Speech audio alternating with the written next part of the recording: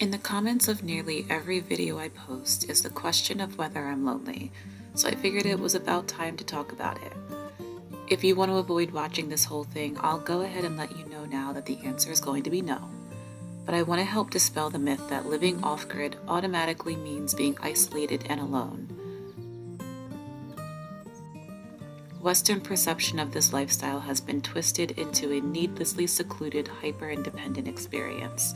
And sure, within the context of our modern society, to a certain extent, you will be walking this path alone.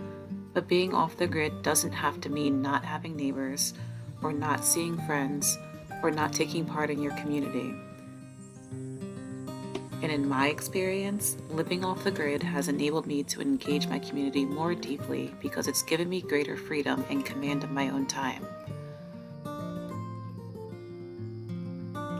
Off-grid has to do with your home and how you carry out life there.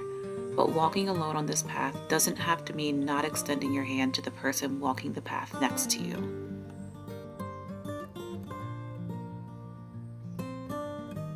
When I decided to leave the sixth largest city in the US for a small rural town, I wasn't sure what to expect. My parents previously lived in a nearby county, so I had seen the community they'd built for themselves, but I was moving here at a much younger age, in my mid-30s, as a single, child-free woman on her own, so I knew life here would look a bit differently for me.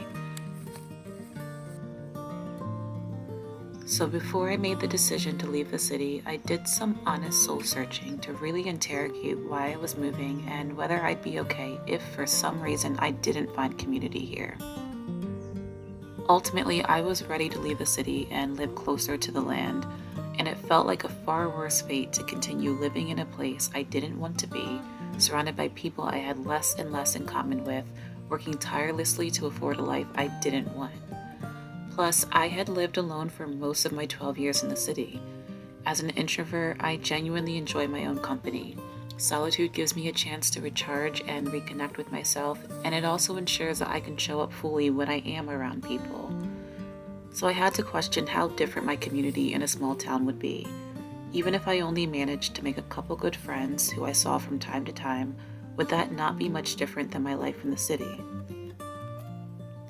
Now, after moving to this small town, I did quickly realize that most young and middle-aged people here are not alone.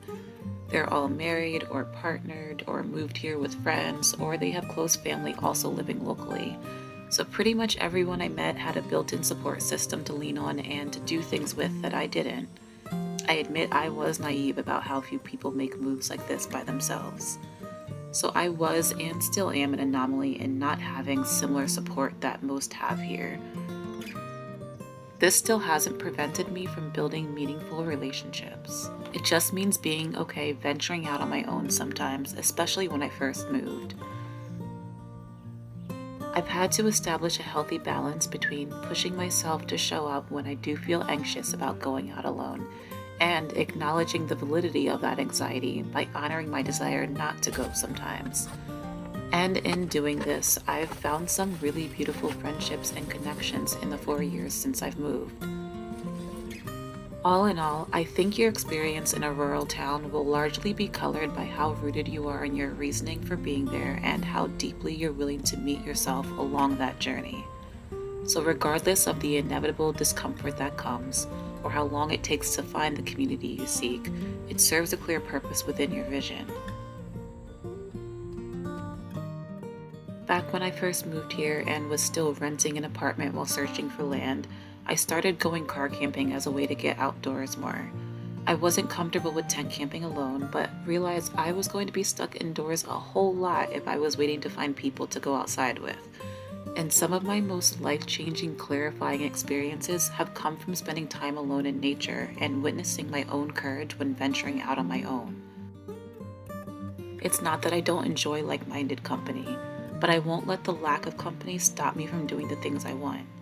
And if you genuinely like yourself, being alone won't automatically equate to loneliness. And when it comes to finding community along a less common path, ask yourself whether you think you'd be more likely to find like-minded people where you are now or at your destination. In my case, Were the people who love nature and slow living more likely to be in a major city, or are they out here, living a slow life in the mountains? The community you seek is probably already where you want to be. Maybe some haven't made it there yet, but they're on their way. And it's up to you whether you'll be there to meet them. There's a popular Irish blessing I learned about at church when I was young. May the road rise up to meet you. May the wind be always at your back. May the sun shine warm upon your face, the rains fall soft upon your fields, and until we meet again, may God hold you in the palm of his hand. As an adult, I've come to understand this as a beautiful blessing that wishes one an easeful journey through life.